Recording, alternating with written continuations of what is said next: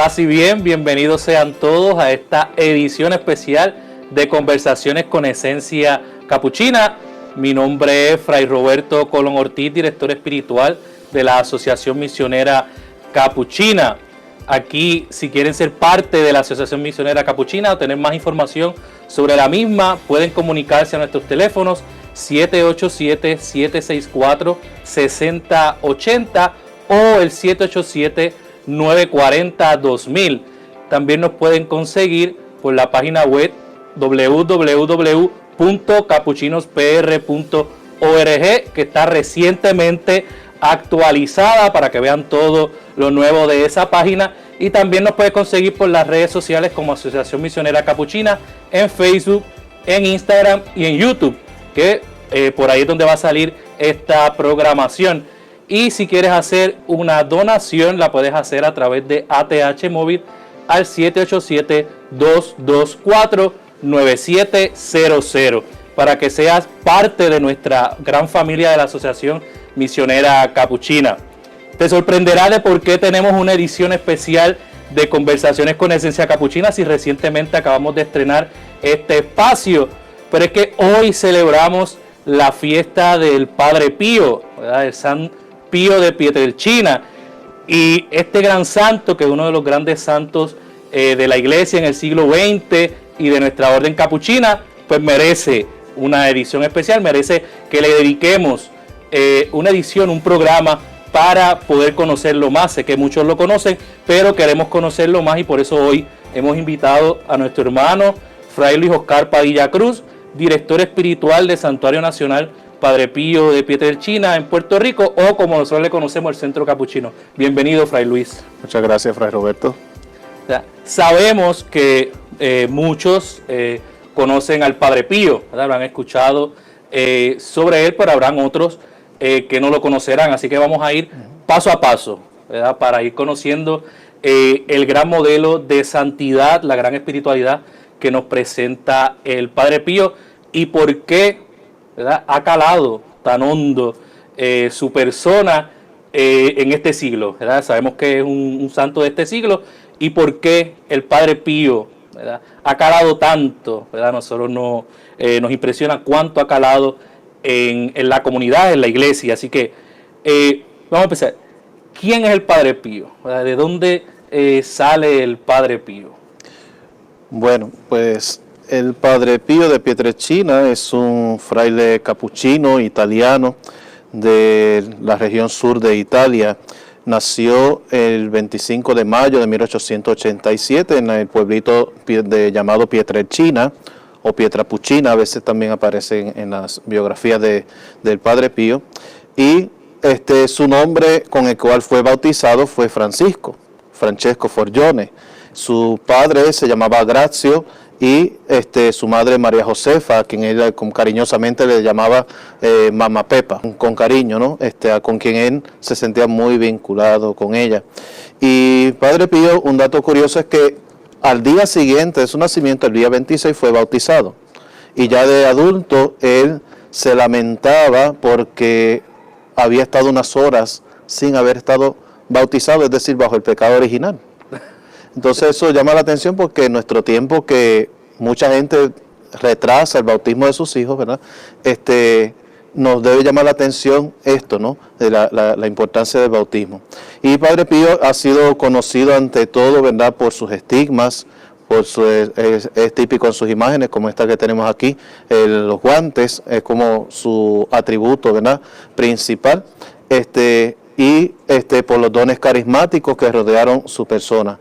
Ahora bien, Padre Pío, cuando le preguntaban a él quién era él decía, soy un misterio para mí mismo, ¿verdad?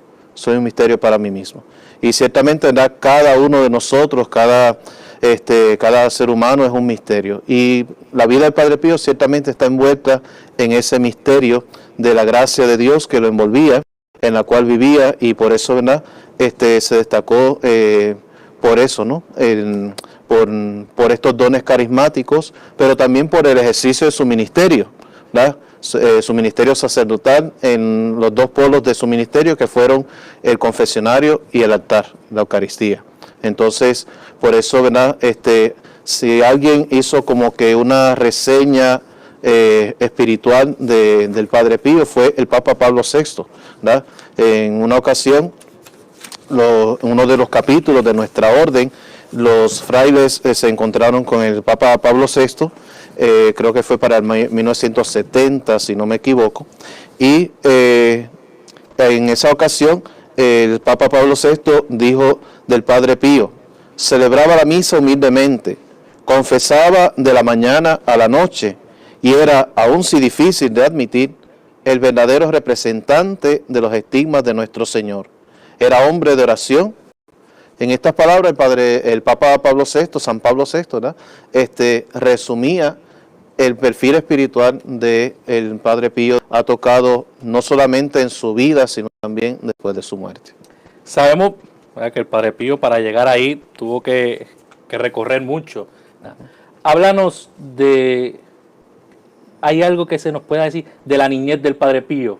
¿Verdad? Porque no llegó a ser el Padre Pío que conocemos hoy, pues pasó, ¿verdad?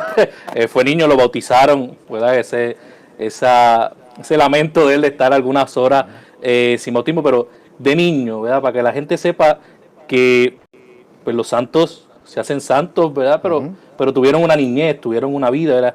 De niño, ¿cómo era? ¿Qué se conoce de la familia del Padre Pío, de la vida de niño de Padre Pío? ¿Qué cosas había pasado Padre Pío de niño? Bueno, pues de niño, lo primero que él provenía de una familia de campesinos.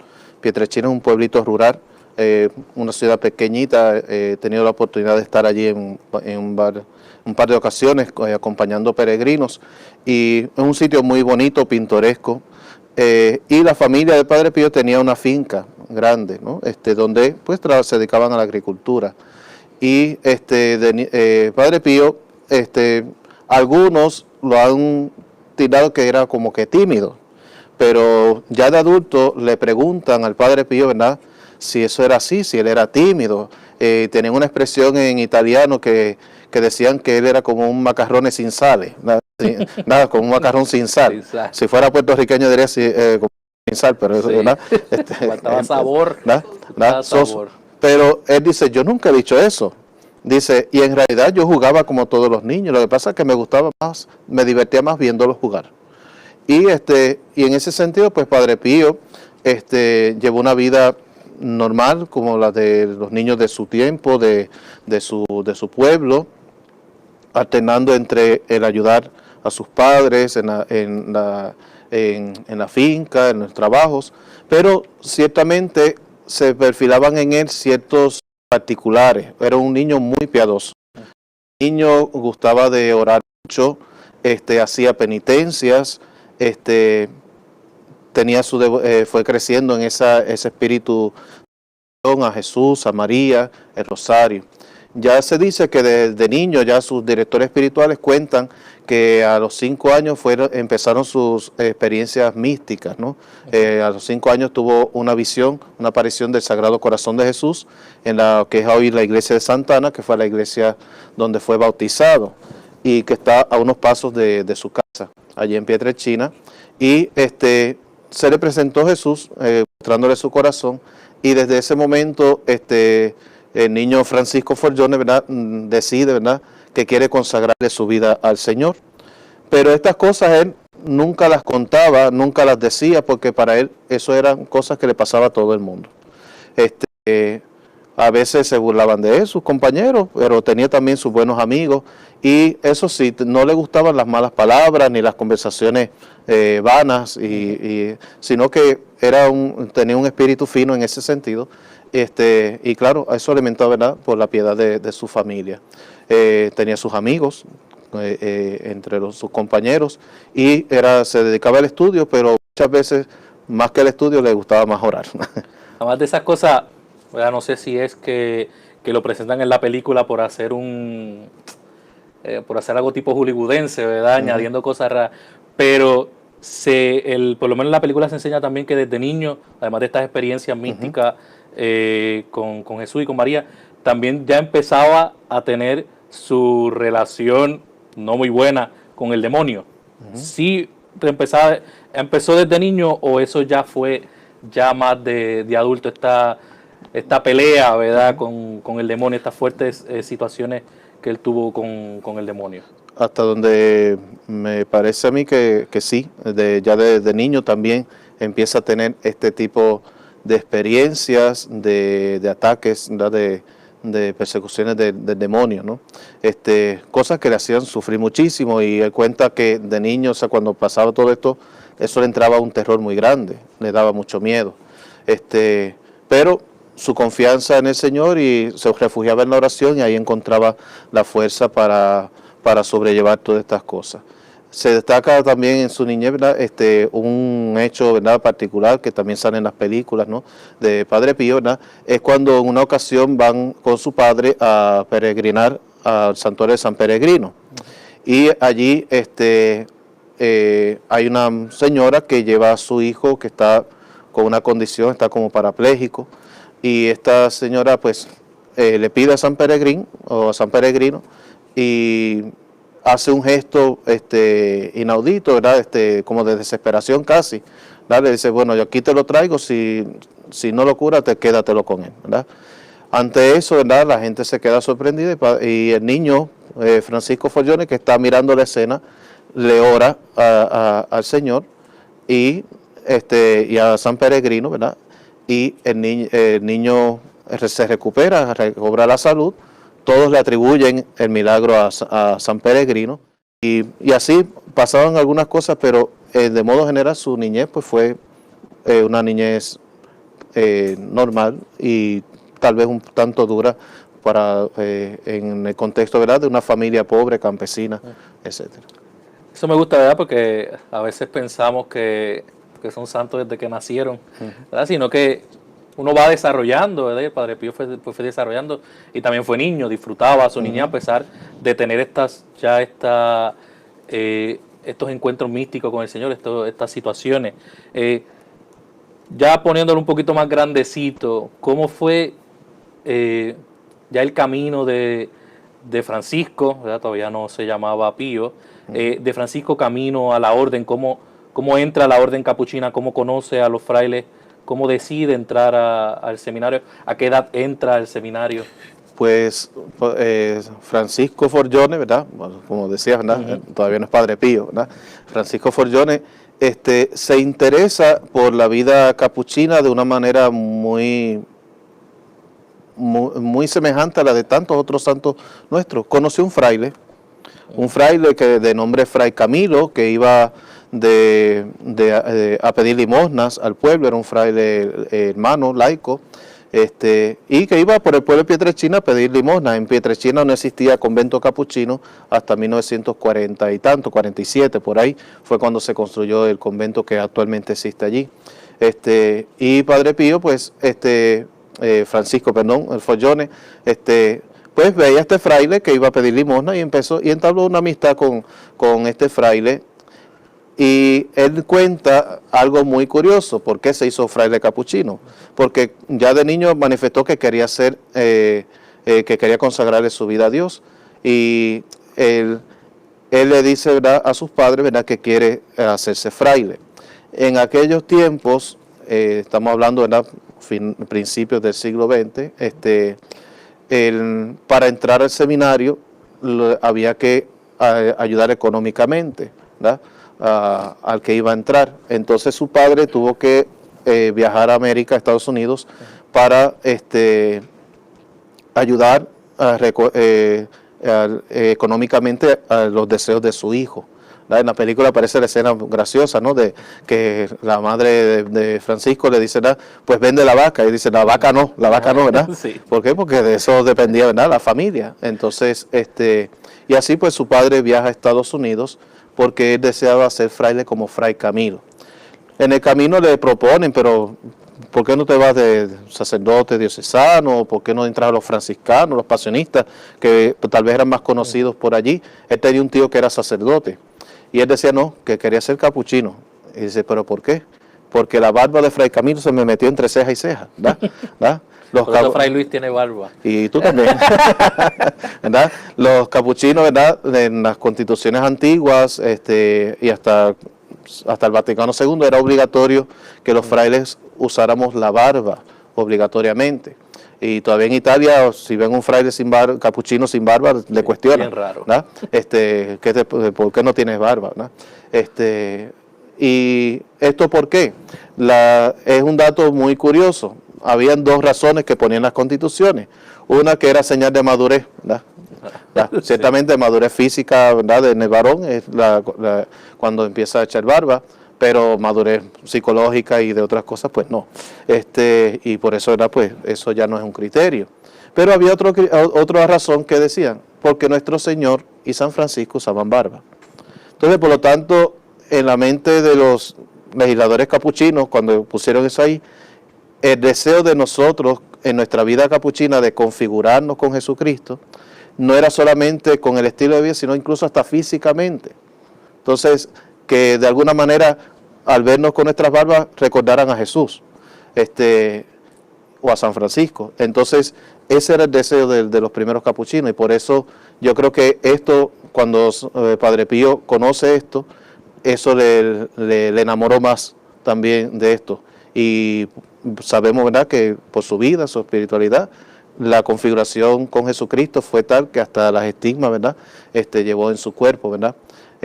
Y por eso, ¿verdad?, creo que eso es lo que le llamó más la atención a San Pío, ¿verdad?, sobre todo cuando ya entra el noviciado. ¿A qué edad entra en la orden? Pues entró de 15 años. Se presenta al convento a ver si me acuerdo, si lo tengo aquí rapidito. Cuando entra al convento, sí, es de Morcone, ¿verdad? Tuvimos la oportunidad de visitar ese lugar, ver el convento donde hizo su noviciado y lo que llamamos hoy postulantado, que para él fueron como 2 o 3 semanas, que eran unas semanas de prueba que ponían a los candidatos cuando entraban. Le hacían pasar muchas humillaciones, como se ve un poquito en la película, para probar si verdaderamente querían ser frailes. Y entró un 6 de enero de 1903 a la edad de 15 años allí. ¿Quién le recibe en el convento? Fray Camilo. Y por eso, ¿verdad?, se pone muy contento Fray Camilo, le dice, muchacho, por fin llegaste, ¿verdad? Y así empieza San Pío, ¿verdad?, su camino en la vida religiosa, y el 22 de enero, ¿verdad?, de ese mismo año, ¿verdad?, unas semanas después, toma el hábito y recibe el nombre de Fray Pío de Pietrelcina, posiblemente porque en la iglesia de Santa Ana en Pietrelcina, donde fue bautizado, allí hay unas reliquias de un mártir llamado San Pío, y posiblemente por ese mártir, por ese santo, es que recibe el nombre de Pío de Pietrelcina. Vamos a hacer esa, ¿verdad?, a lo mejor saliéndonos un poco del Padre Pío, pero para aclararle a los que nos están viendo, ¿por qué eso de cambiarse el nombre, ¿verdad? Porque hemos dicho ya, se llamaba Francisco, y un nombre muy bonito para nosotros como franciscanos y como franciscanos capuchinos. Imagínate el fundador e inspirador de nuestra orden. ¿Por qué es que antiguamente, porque ya eso pues no es obligatorio, por qué antiguamente se les pedía que se cambiaran el nombre? Pues muy sencillo, la profesión de los votos en la vida religiosa era considerado como un segundo bautismo. Entonces, así como cuando el Señor llamó a Pedro, le cambió el nombre, ¿verdad?, y los grandes llamados en la Escritura, al recibir una nueva misión, Dios le cambiaba el nombre, ¿no? Abraham por Abraham, ¿verdad? Simón por Pedro, ¿verdad? Incluso la Virgen María, ¿verdad?, el ángel no le llama María, le llama llena de gracia, ¿no? Entonces, en el nombre iba como una misión. Entonces, así también la vida religiosa se asumió este cambio de nombre para indicar, ¿verdad?, que uno abandonaba la vida de seglar y abrazaba un estilo nuevo de vida enraizado, ¿verdad?, en el bautismo. Esto sigue siendo para nosotros importante, ¿no?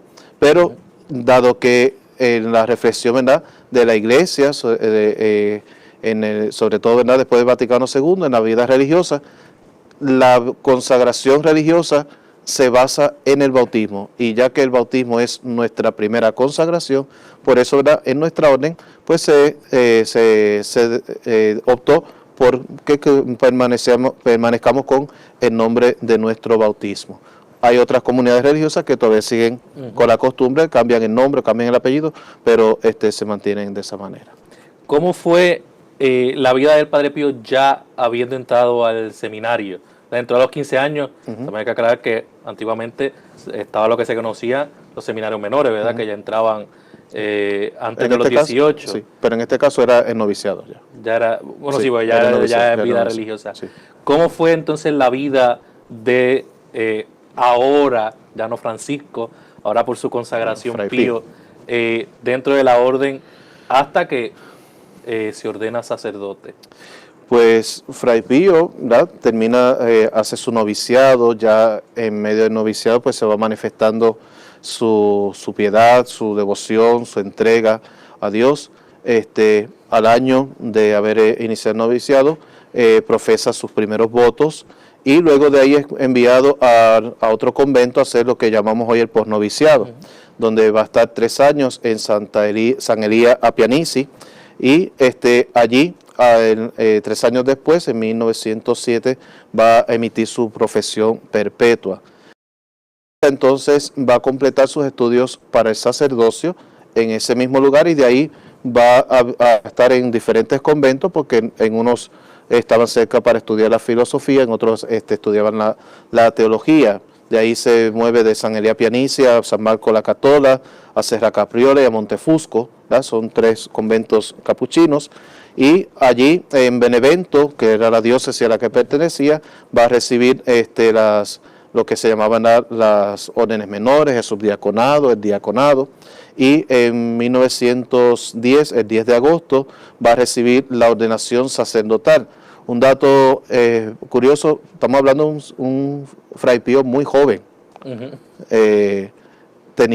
Cuando fue ordenado, todavía no tenía ni siquiera los 24 años, ¿verdad? Tuvo que, ¿por qué? Porque en todo este tiempo de su formación, padeció unas enfermedades extrañas que le hacía estar largos tiempos en su casa, con su familia, era donde único se sentía bien de salud. Por eso, ¿verdad? Estuvo ahí como que en la cuerda floja de que lo sacaran de la orden o que tuviera que abandonar la orden. Pero gracias a Dios, pues no fue así. Entonces, por eso, ¿verdad? Tal vez eso llevó a que estuvieran diferentes conventos en ese periodo de tiempo. Y como él pensaba que se iba a morir, muy joven por aquellas fiebres que le daban, pide la dispensa del tiempo de la edad mínima de ordenarse, que en aquel tiempo eran 24 años, hoy día creo que son 25, y por eso es ordenado a esa edad. Ahora, ya ordenado sacerdote, ya siendo Padre Pío, ¿verdad? ¿A dónde lo enviaron? Al principio de su ministerio, ¿a dónde fue que fue enviado? Pues se quedó en su casa, porque esta enfermedad le mantenía en su casa, hasta que al final pues le piden que vaya al convento de Santa Ana en Focha, y allí va a estar poco tiempo, creo que menos de un año, porque se ponía mal, tenía alguna condición respiratoria que se le dificultaba. Entonces un fraile, compañero, le dice, ¿por qué no vienes a San Giovanni Rotondo? Allí el aire te va a hacer bien. Y visita San Giovanni Rotondo para el mes de julio, y por unos días regresa a Santa Ana de Folla y luego vuelve a San Giovanni Rotondo para estar un tiempo, y de estar un tiempo estuvo hasta que se murió. Sí. Un caso curioso, ¿verdad? Porque los frailes no suelen cambiar de conventos, pero el caso de Padre Pío pues fue particular en este detalle. Eso mismo es lo curioso del Padre Pío, porque uno de los valores, podríamos decir, nuestros como frailes capuchinos es lo que nosotros decimos la itinerancia, ¿verdad? Incluye la misión, y en Puerto Rico estarán bastante acostumbrados que por ciertas situaciones pues nos vamos moviendo mucho de conventos, de nuestra fraternidad. Pío, debido a su enfermedad, pues ¿verdad? Llega a San Giovanni Rotondo, y entonces ahí es que como que su cuerpo responde, ¿verdad? Podríamos decir que también un llamado de Dios, ¿verdad? Es donde Dios lo necesitaba.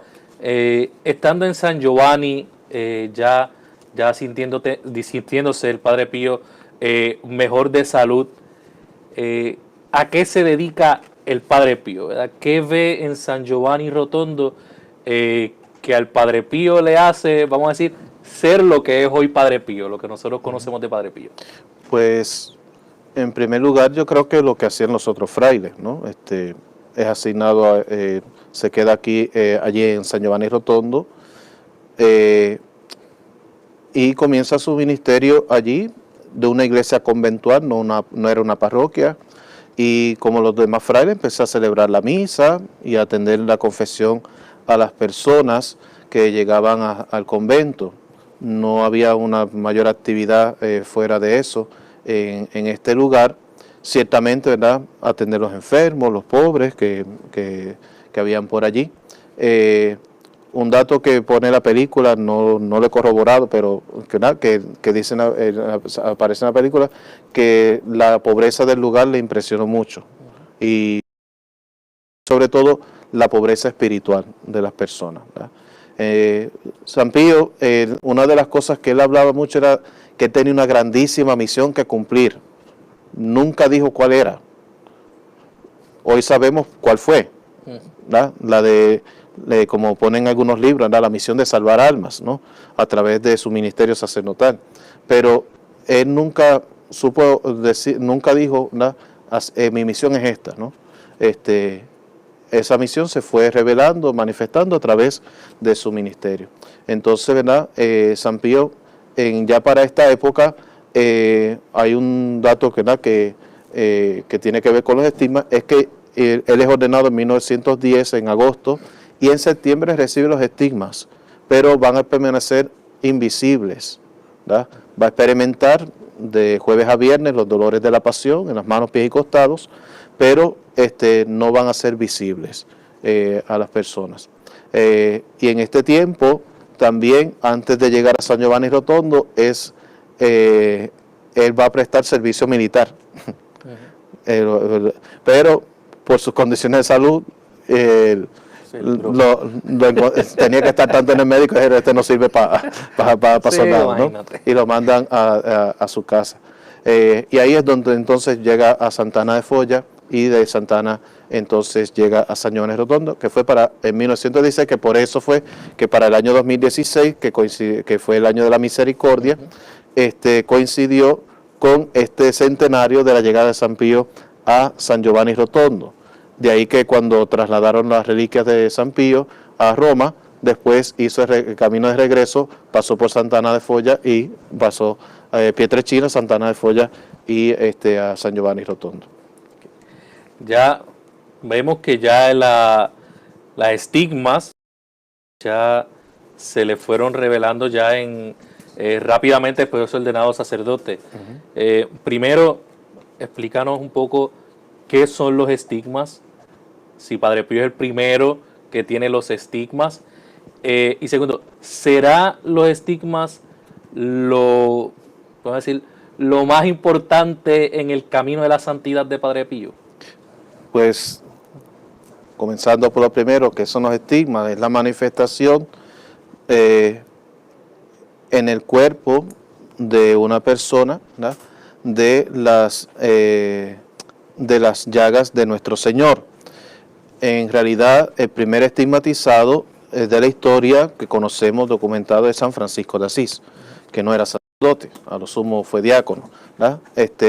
Y él recibió las estigmas años antes de morir hasta su muerte. Sus estigmas permanecieron visibles incluso después de su muerte y está documentada. En Asís todavía se conserva también un paño con sangre del costado de San Francisco, ¿no? Es una de las reliquias importantes que tienen allí. Pero las estigmas de San Francisco fueron únicas, que se habían formado sobre las palmas de las manos los clavos y sobre los pies igual. Entonces, lo cual le dificultaba sobre todo caminar, y a partir de ahí Santa Clara, cuando San Francisco llega a San Damián, que permanece un tiempo allí, y Santa Clara le hace unas pantuflas, una especie de sandalias que le cubrieron los pies, y fue a partir de ahí fue que San Francisco usó algún tipo de calzado. En sus manos, pies y costados, sus heridas eran abiertas, a diferencia de las de San Francisco, y recibe primero la gracia se llama de la transverberación del corazón. Las primeras estigmas que eran invisibles en su cuerpo empiezan a aparecer visibles.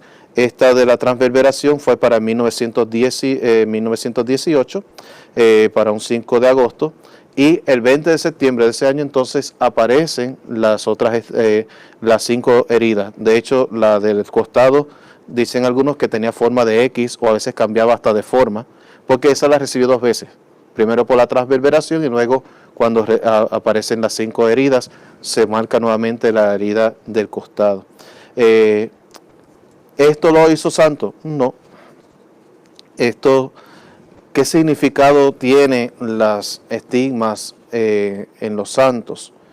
Un dato curioso con esto de los estigmatizados es que la mayor parte han sido mujeres en la historia de la iglesia. No han sido varones, han sido mujeres generalmente religiosas, como Santa Rita, que tenía la de la corona de espinas. Entonces, cuando Dios concede esta gracia a un alma, a un cristiano, ¿verdad?, generalmente llegan a la santidad. Pero esto no es lo que les hace santos, ¿verdad?, sino que esta gracia, es como un sello que Dios pone sobre esta persona, sobre su vida, y a través de la vida de esta persona Dios nos está dando un mensaje. ¿Ves? Es lo que pasa con Santa Verónica Giuliani, nuestra hermana capuchina, anterior a San Pío de Pietrelcina, también recibió las estigmas, y las vidas de ambos santos, ¿verdad?, de Santa Verónica y San Pío, hay materia para profundizar por ahí, pero algunos dicen que hay una vinculación espiritual entre ambos santos, porque ambos tienen una misión de reparación, de llamar la atención a la conversión. Ambos se ofrecen por los pecadores, ¿verdad?, y nos muestran con su vida que el valor del sufrimiento en la vida cristiana en un siglo que quiere rechazar el sufrimiento, que queremos buscar el bienestar, la comodidad, y sin embargo estamos envueltos en tanto sufrimiento, ¿verdad? 2 guerras mundiales, tantas otras guerras a través del siglo XX. Entonces, ¿verdad?, San Pío de Pietrelcina nos muestra esto, también los sufrimientos de la iglesia. Yo cada vez más me llama la atención que ante todas estas situaciones tristes y lamentables que hemos vivido con las situaciones de abuso de sacerdotes, tal vez eso también es una llamada de atención. Por eso ser un sacerdote el estigmatizado, ¿no? Como quien dice, el Señor, mira, mostrando al Padre Pío, miren, sacerdotes de mi iglesia, miren, este es el camino, no es ese otro, ¿verdad? Busquen la santidad. Y por eso, ¿verdad?, creo que son muchas cosas, ¿verdad?, que el Señor dice a tantas personas, tantas almas a través de la vida del Padre Pío. Entonces, los estigmas son simplemente como un sello, una llamada de atención, por decir así, como un spotlight, que nos dice, fíjate aquí, mira la vida de este hombre. Y en realidad, Padre Pío, ¿qué nos muestra en su vida? La vida cristiana. Eso es lo que lo hizo santo. Vivir la fe, la esperanza, la caridad, la fidelidad a su oración, el cumplimiento de su deber como cristiano, como sacerdote, como capuchino, ¿verdad? La caridad hacia los demás. Entonces, ¿verdad?, son valores que todos y cada uno de nosotros como cristianos estamos llamados a vivir. Ese fue el camino de santidad de San Pío. A veces yo digo, ¿verdad?, pues ¿cuál es la espiritualidad del Padre Pío? Pues la capuchina, la que él vivió. Eso fue lo que él vivió. Entonces, ¿verdad?, si conoce la espiritualidad franciscana, conoce la espiritualidad de San Pío. Entonces, ¿verdad?, eso es lo que nos... Entonces, ¿verdad?, es como una llamada de atención, ¿verdad?, a esos valores que él vivió, ¿verdad?, que son un mensaje para nosotros para vivirlo hoy. Sí, ¿verdad? De momento uno puede mirar muchas cosas especiales del Padre Pío, ¿verdad?, su misticismo, los estigmas, los muchos milagros que más adelante hablamos de ellos, pero cuando de verdad uno conoce la vida del Padre Pío, uno va un poquito más allá de lo espectacular, vamos a utilizar esa palabra, lo que puede ser espectacular, lo que puede llamar la atención, uno se va dando cuenta y uno dice, no, es que vivía la vida que hay que vivir, la vida sencilla, por lo menos para nosotros como frailes, pues uno dice, pues mira, yo puedo llegar a hacer algo así con mi tipo, con mi personalidad, como yo soy, yo puedo vivir también y puedo alcanzar la santidad, que es a lo que todos todos estamos llamados, ¿verdad?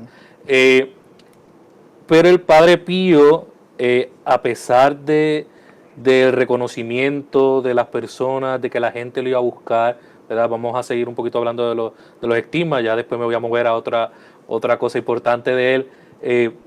¿Cuánto problema le trajo la estigmatización al Padre Pío personal y con la orden y con la iglesia, ¿verdad? Sabemos que no fue fácil. ¿Cómo fue el saber la iglesia, el saber la orden, esta situación de las estigmas del Padre Pío? Pues en realidad le trajo mucho problema, ¿verdad? Ahí vino la complicación un poco de su vida, no porque él lo buscara, sino porque le llegó. Y no es de extrañar porque ¿acaso Jesús en la cruz fue algo agradable? ¿No? O sea, las estigmas no son una condecoración, no son como llevar una medalla de graduación o algo así, no, es una configuración particular de esa persona con el misterio de la pasión de Cristo, y por lo tanto va a compartir con el Señor lo que Él vivió en esa pasión, no solamente el dolor de los esclavos, la corona de espinas y todas esas cosas, ¿verdad?, que llaman tanto la atención a veces a los que les encanta la vida del Padre Pío, sino que también esta otra dimensión. Jesús fue rechazado, fue perseguido, fue condenado a muerte, pues todo eso le pasa al Padre Pío. Entonces, claro, ante esto tenemos que balancear un poco las cosas, ¿no? ¿Por qué la iglesia investiga al Padre Pío con esto de estigma? Porque la iglesia este fenómeno lo mira con mucha prudencia y cautela. ¿Por qué? Porque el demonio también ha sido llamado, ¿verdad?, la mona de Dios, ¿verdad? Trata de imitar las cosas de Dios.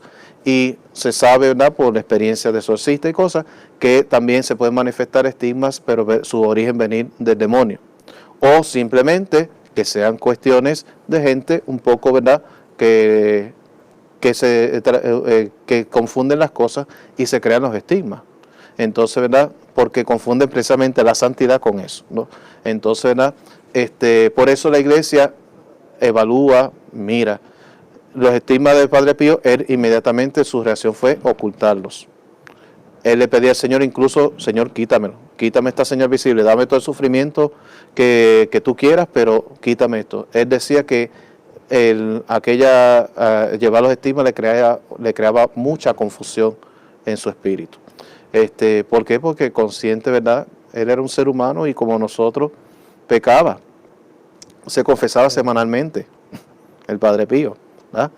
Entonces, y sentía la necesidad de la gracia de Dios. Entonces, y él, ante esa conciencia que tienen los santos, que mientras más cerca están de Dios, más ven su pecado, más ven sus imperfecciones, él sentía esa confusión. Entonces, por eso él buscó ocultarlo, pero como dice el Evangelio, no se enciende una lámpara para meterla debajo de la cama, ¿verdad? Entonces, Dios lo estaba señalando y era para ponerlo a la luz de todo el mundo, y eso pues no es muy fácil. Entonces, pues claro, al año siguiente la gente se entera y empieza a llegar gente a San Giovanni Rotondo, por la fama de, ay, que hay un santo, y de los estigmas y todas esas cosas.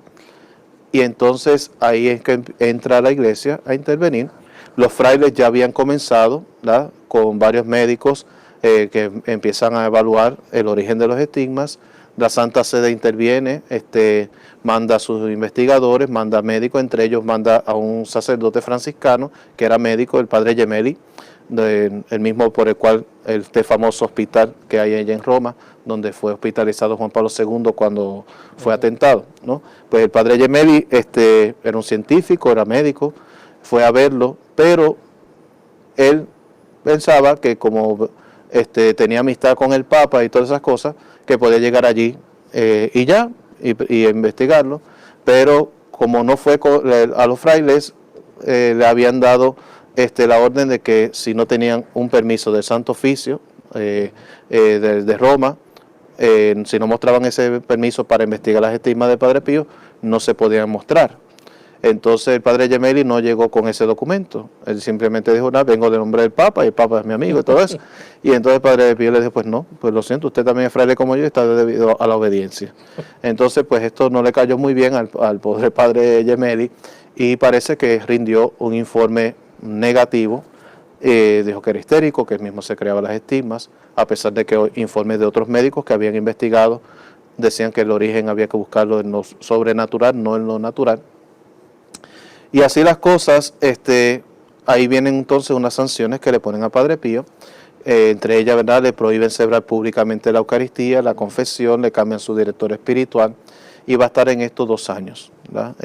Bajo este régimen. Hay una biografía reciente de Francesco Castelli que se titula La autobiografía secreta del Padre Pío, la investigación del Santo Oficio, ¿verdad? Y en esta biografía pues aparece el diálogo de San Pío con las autoridades de la Santa Sede cuando lo van a investigar. Entonces, aparentemente las sanciones no eran tanto como un castigo, sino una protección, ¿verdad? Que fue duro para el Padre Pío, pero y para los frailes, pero era más bien para protegerle. Entonces, ¿protegerle de qué? Del fanatismo, de tantas otras cosas que... Sí, no se podía convertir en un circo, la persona claro, del Padre Pío no era para convertirse en un circo. ¿Y por qué vienen estas disposiciones? Simplemente porque no se dieron las primeras alternativas. La primera alternativa era moverlo de convento, y Padre Pío estaba dispuesto a irse, pero la gente de San Giovanni Rotondo dijeron, no nos van a llevar a nuestros frailes, y ante eso, pues tuvieron que tomar esta medida drástica, ¿no? Pues ya que había que separarlo un poco de la gente, pues entonces le piden entonces que solo celebre la Eucaristía dentro del convento, y entonces en ese tiempo pues fue un tiempo, ¿verdad?, de mayor intensificación de la oración, de dedicar largas horas más a la oración. Sus misas, pues como ya no tenía que estar pendiente de nadie, duraban 2 hasta 3 horas, ¿verdad? Y se dedicaba a estudiar, a orar y a ofrecer. Sí. Otra de las grandezas del Padre Pío, y por lo que también yo creo que agarró otro boom la espiritualidad del Padre Pío, fue en el año de la misericordia, cuando el Papa lo propone como modelo, porque una de sus grandes cosas fue el ministerio de la confesión, de la reconciliación. ¿Cuánto significado tiene eso en la espiritualidad del Padre Pío? Porque sabemos que aquello era filas y filas y filas, y venían de todas partes del mundo buscando a Padre Pío. ¿Qué era aquello que atraía para que yo quizás de Puerto Rico tomara un avión, imagínate antes de los años 60, buscar un avión, alguna manera de llegar a San Giovanni para confesarme con el Padre Pío? ¿Qué era eso tan atractivo del Ministerio de la Reconciliación del Padre Pío? Pues varias cosas, ¿no? Después que pasa este periodo de encierro, ahí va a desplegarse todo su ministerio en la confesión y en la Eucaristía. La misa la celebraba temprano en la madrugada, como a las 5 de la mañana, para luego entonces dedicar el día a las confesiones, que estaba hasta 16 horas, dicen, ¿verdad? Confesando. De acuerdo a las costumbres de la época, un joven sacerdote, como lo era él, no confesaba a todo el mundo indistintamente, sino que se daba la facultad primero de confesar a los varones y después de un tiempo confesar a las mujeres. Entonces, pues así lo hizo él. Incluso allí en San Giovanni Rotondo, lo interesante de todo esto es que los varones los confesaban en la sacristía, y se conserva allí el reclinatorio, la rejilla, el lugar donde él confesaba a los varones, y afuera entonces en el confesionario, que aparecen estas fotos famosas, ¿verdad?, de Padre Pío sentado en el confesionario. Ahí entonces confesaba a las mujeres. Entonces, ¿qué llamaba la atención? Bueno, pues por una parte, era la manera de, si tú querías hablar con Padre Pío, tenías que confesarte. No te daba otra entrevista. A veces personas que querían consultarle algo, pedirle una oración, hacían de esa manera. Otros pues simplemente, ¿verdad? Pues con deseo de búsqueda de arrepentimiento, de reconciliarse con Dios. Pero algo que tal vez llamó la atención era el don de leer las conciencias. Habían personas que se confesaban con Padre Pío y de momento el Padre Pío decía, y eso es todo, sí, y no te acuerdas de esto, lo otro, de lo más allá, ¿verdad? O a veces Padre Pío percibía que la persona no estaba arrepentida, perdón, y lo sacaba del confesionario, ¿verdad? Esto, ¿verdad? Era algo que sucedía, no era todo el tiempo, pero sí ocurría con cierta regularidad.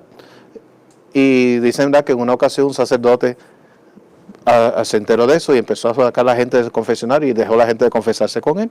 Y el Padre Pío lo regañó y le dijo, no hagas eso, yo hago esto porque el Señor me muestra, ¿verdad?, el estado de esa alma y no está arrepentida. Y es para que se arrepienta. De hecho, Padre Pío sufría muchísimo más, porque cuando sacaba a alguien del confesionario, sabía que esa noche iba a tener una pelea con el diablo, tenía que orar más para que esa persona volviera otra vez al confesionario a confesarse, ya fuera con él o con otro sacerdote.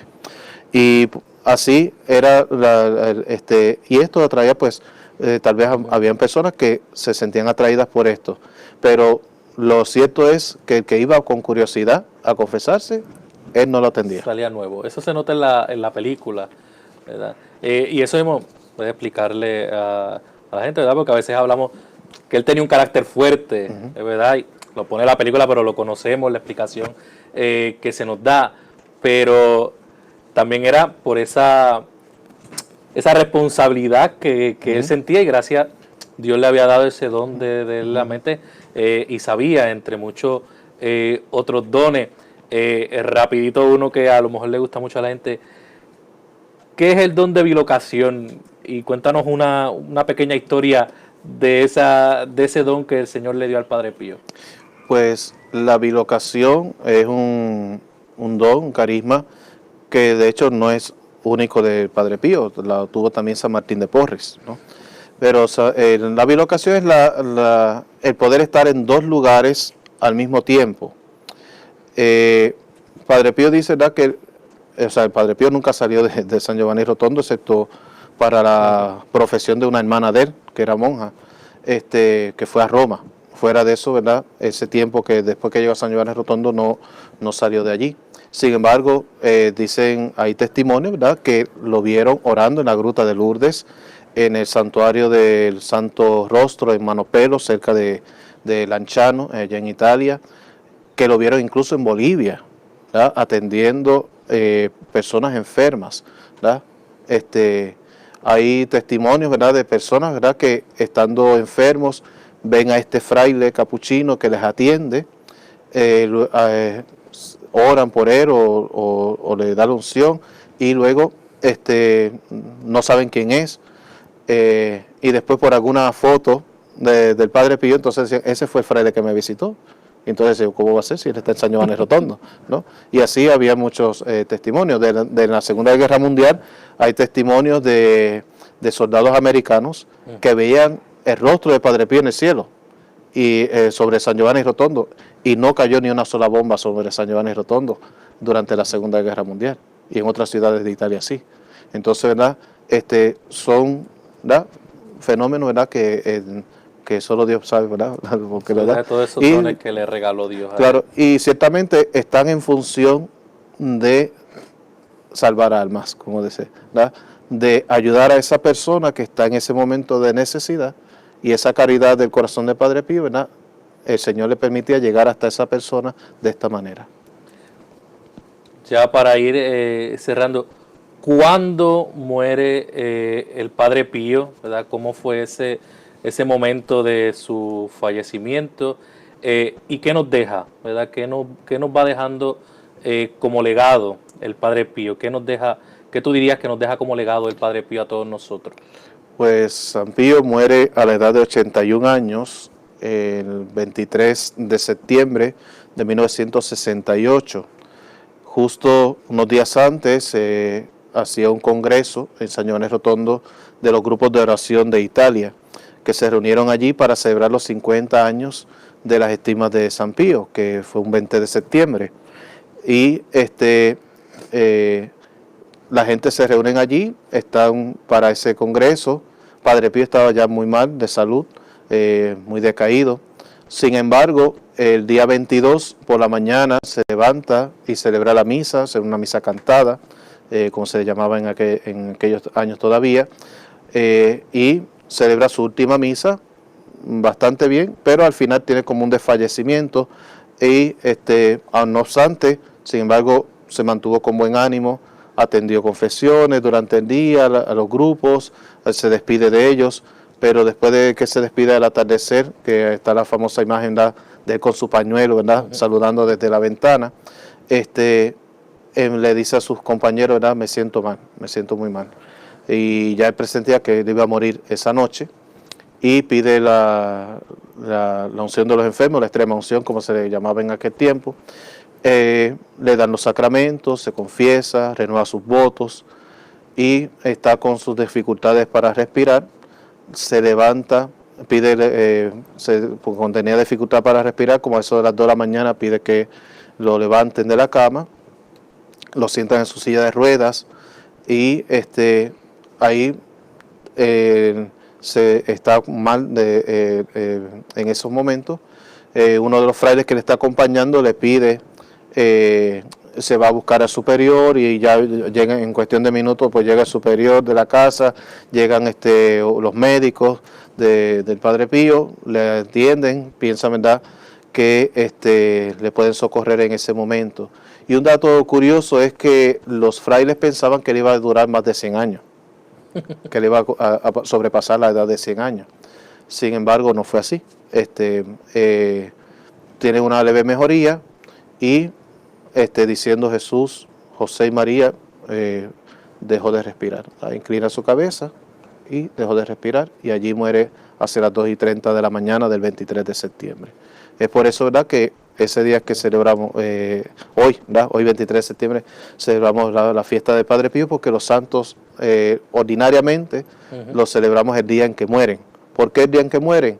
Porque los primeros santos que se celebraron fueron los mártires, y el día de su martirio era el día de su entrada al cielo. Entonces, por lo tanto, ya después todos los santos, cuando entran al cielo, el día en que mueren. Entonces, ordinariamente es el día que se escoge para celebrar a los santos. Cuando no hay una dificultad, porque hay otro santo, otra festividad, pues se busca un día cercano o un día significativo. Pero el Padre Pío, pues, buscó bien su fecha, ¿verdad?, que no confundía con otro santo capuchino. Sí, entonces se habrán dado cuenta desde el principio que además de la imagen del Padre Pío aquí, antes de traer un poco a los libros y a donde Fray está trabajando en esta ocasión, no voy a decir qué, pero ¿qué es esto que está aquí frente a la imagen del Padre Pío? Explícanos un poquito de eso.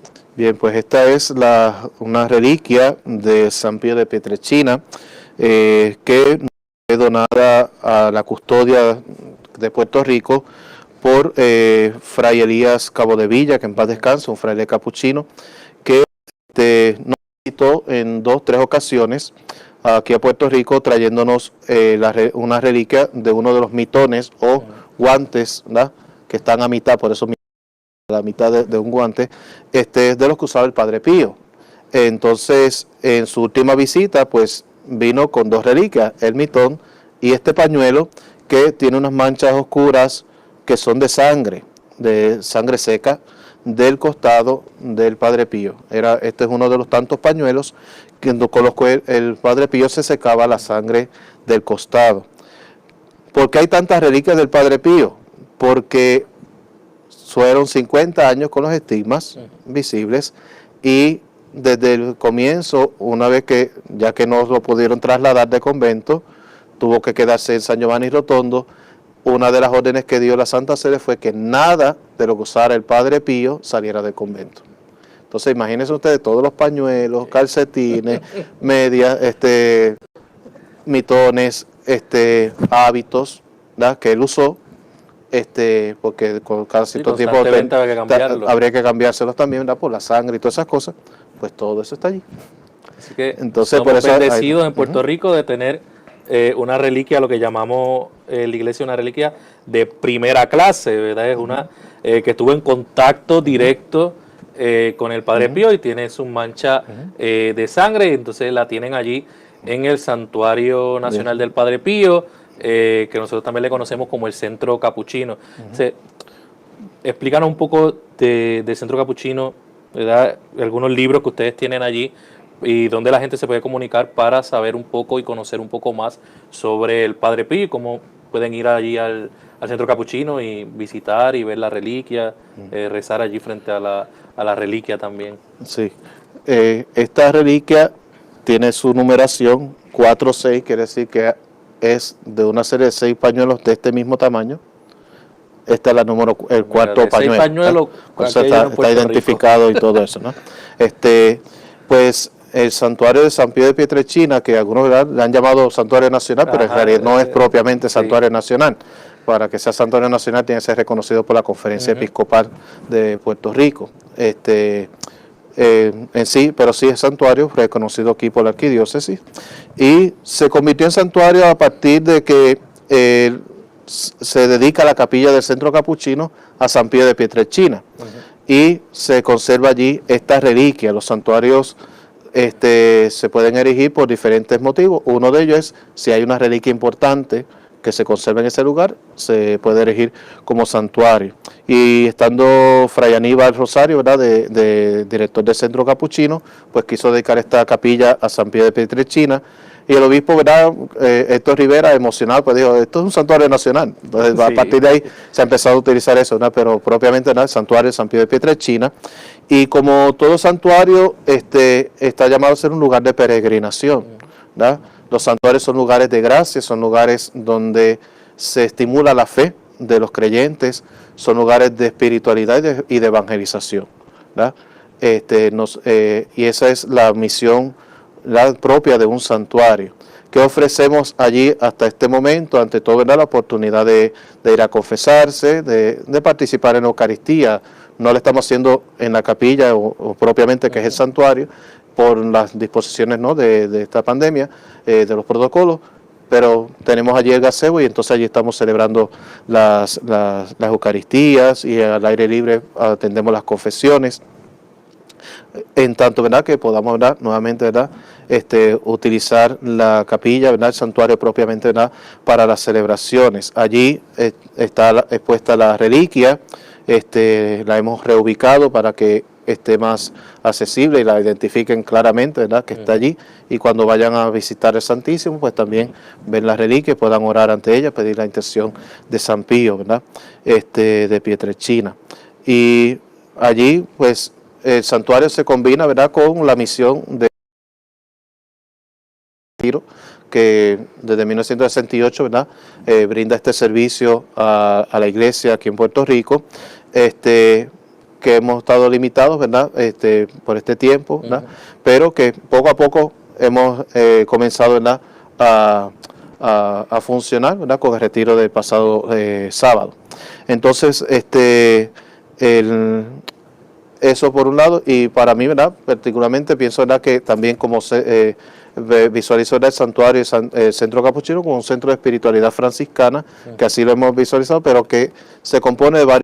Por una parte, la vida espiritual de los frailes que vivimos allí, nuestra vida de oración, que las estamos compartiendo por las redes sociales, 2 momentos de oración, la misa y el rosario de las noches, y la vida espiritual de los fieles que nos acompañan, que se unen a nosotros, ya sea por las celebraciones, ya sea por los retiros, por visitar el lugar, ¿verdad? Entonces, ¿verdad?, todo eso va forjando, ¿verdad?, la espiritualidad de este lugar, y que tantas personas nos dicen que llegan allí y encuentran esa paz.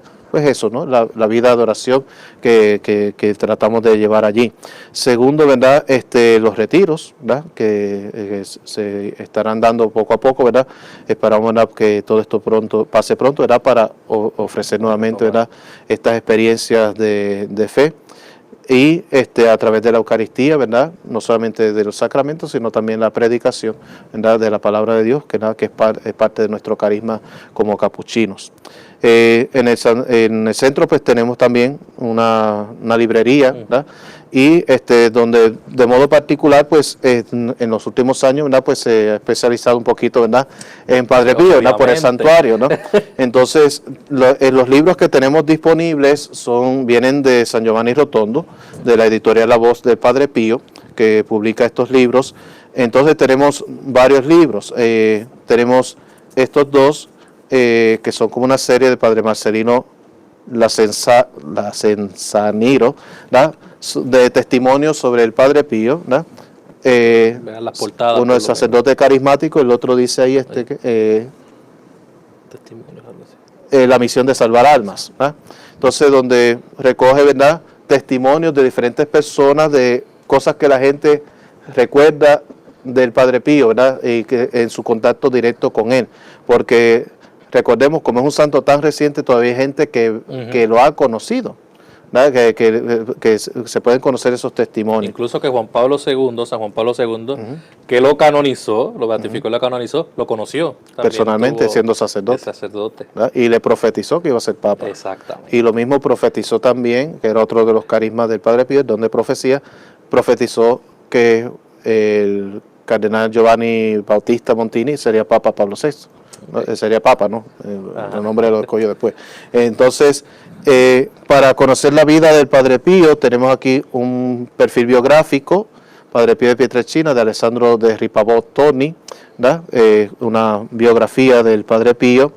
De Fray Modestino de Pietrelcina no es tanto del Padre Pío, sino sobre este fraile que vivió con el Padre Pío y que era de su propio pueblo, ¿verdad? Y vivieron juntos también un tiempo. Entonces, ¿verdad? Yo testigo del Padre, ¿verdad? Un poco, ¿verdad? Desde la experiencia de este compañero, ¿verdad? De Padre Pío, compueblano también suyo. Padre San Pío de Pietrelcina, Cirineo de todos, de Alessandro de Ripabotoni, ¿verdad? También es otra biografía, ¿verdad? Un poco más amplia, ¿verdad? Y reflexionando, ¿verdad? Sobre esa misión del Padre Pío, ¿verdad? Ayudando a tantas personas, ¿verdad? Que sufrían. De Alessio Parente, Envíame a tu ángel de la guarda, muchas personas ya lo han pedido mucho, ¿verdad? Yo no lo he leído, ¿verdad? Propiamente, ¿verdad? Es que hay tantas cosas para leer, ¿verdad? Sí. Pero me dicen que es muy bueno y ha ayudado a muchas personas a recuperar la devoción al ángel custodio, al ángel de la guarda, ¿verdad? Que a veces pensamos que es devoción de niños, pero en realidad es devoción cristiana. El epistolario de Padre Pío son 4 tomos propiamente, pero en español lamentablemente lo que tenemos es solamente el segundo tomo del epistolario, que se hizo primero porque el primer tomo son las cartas entre Padre Pío y sus directores espirituales. Ese serviría para conocer un poco el alma de Padre Pío, ¿verdad? Conocerlo más a él profundamente. El epistolario 2, 3 y 4 son cartas con hijos espirituales e hijas espirituales. Pero se publicó primero, el epistolario 2, porque son las cartas entre él y Rafaelina Cherace, una de sus hijas espirituales, de las primeras, y son cartas exclusivas entre él y Rafaelina Cherace, y que pueden servir un poco, ¿verdad?, como una guía espiritual, ¿verdad? Rafaelina Cherace era una terciaria franciscana que conoce a Padre Pío en el último año de su vida, ¿verdad? Y Padre Pío llega a conocerla personalmente después de tantas cartas y la asiste en el momento de la muerte. También ahí tenemos estampitas, medallas del Padre Pío, las famosas reliquias, de las estampitas de las manitas, también las tenemos. Todas estas son a dólar. Los libros van de $14 a 27 dólares. La mayor parte de ellos son de 20, el epistolario y el más grande son a 27, los demás son a 20 dólares, que tienen ya el IVA incluido, ¿verdad? Entonces, ¿verdad? Y el más baratito es que es de 5 dólares. De los lugares que es una guía de los lugares de Padre Pío. Si usted piensa viajar a San Giovanni Rotondo, le viene muy bien. Se lo lleva desde antes y ya tiene porque todo, aquí, pues, ya tiene todo ahí explicado. Y si no puede viajar, pues se da un viaje mental. Un viaje espiritual y mental y ya. ¿Verdad? ¿No? Y también el Padre Pío, sabemos que es uno de los santos que cuando el cuerpo está incorrupto y ahora se encuentra allí en su capilla, lo tienen a la veneración pública ¿verdad? Que es una de las cosas también de esas gracias. Como él decía, como él dijo una vez, yo siempre me acuerdo de esa frase, que iba a hacer más ruido después de muerto. Él trató de ser lo más humilde mientras estuvo en vida, pero después de muerto ha hecho demasiado ruido. Tenemos todos esos libros, tenemos todas las cartas, ¿verdad? Se nos quedaron muchos temas, ¿verdad? Incluyendo esas cartas. Él se escribía mucho con sus hijos espirituales y eso queda como recuerdo, como decía Fray Luis, porque al ser un santo tan actual, un santo contemporáneo, murió en el 68, 1968, pues todavía queda gente viva con eso y todavía quedan recuerdos. Algo muy interesante con el Centro Capuchino y nombrarlo Santuario del Padre Pío es que la misión del centro empieza en el 1968 y Padre Pío muere en el 1968, ¿verdad? Cuando celebraban hace 2 años los 50 años del Centro Capuchino, pues también eran los 50 años de nacimiento de Padre Pío a la vida eterna, así que una correlación que también tiene el Centro Capuchino con el Padre Pío. Otra de las maneras de conocer al Padre Pío, de estar en contacto con su espiritualidad, es esta revista bimestral que viene desde los hermanos capuchinos de la provincia de San Angelo y Padre Pío, allá en Italia, se llama La Voz del Padre Pío. La pueden conseguir a través de comunicarse aquí con la Asociación Misionera Capuchina. Antes de darle toda esa información, le doy las gracias a Fray Luis Oscar, director espiritual del Santuario del Padre Pío en Puerto Rico, del Centro Capuchino, por habernos compartido, ¿verdad? Un poco de la vida de Padre Pío. Aquí podemos estar hablando días, horas, años del Padre Pío, milagros, milagros de él en vida, milagros después de él haber fallecido, testimonios, muchísimos testimonios, lo que le decía de las cartas, podíamos hablar de las cartas muchísimo, ¿verdad? Que aquí en la revista de La Voz de Padre Pío constantemente ponen de extractos de las cartas, los grupos de oración que más o menos los mencionaste que estaban cuando el Padre Pío muere, ellos estaban en un congreso allí, así que es grandioso, de verdad, yo creo que por eso ha impactado y ha calado tanto en la gente, ¿verdad? Y en la iglesia, ¿verdad? Ha sido un santo muy actual. Pues si usted quiere conseguir inscribirse a La Voz del Padre Pío o cualquier otra información, hacerse parte de la Asociación Misionera Capuchina, puede comunicarse a los teléfonos 787-764-6080 o al 787-940-2000. Puede también accesar a la página electrónica www.capuchinospr.org. Ahí también hay una tendita virtual, hay muchas cosas, está recién actualizada, así que entre a la página web y vea todo lo que tenemos allí, capuchinospr.org. También nos puede buscar por las redes sociales, Facebook, Instagram y YouTube como Asociación Misionera Capuchina, y si quiere hacer algún tipo de donación lo puede hacer a través de ATH Móvil al 787-224-9700. Agradecemos a ustedes que se hayan conectado, que hayan visto este programa, este especial de Conversaciones con Esencia Capuchina. Los esperamos en una próxima edición, ya sea en una edición especial o en nuestra próxima edición en el mes de octubre de Conversaciones con Esencia Capuchina. Que tengan todos un buen día, paz y bien. Gracias, Fray. Santa Alegría, a la orden.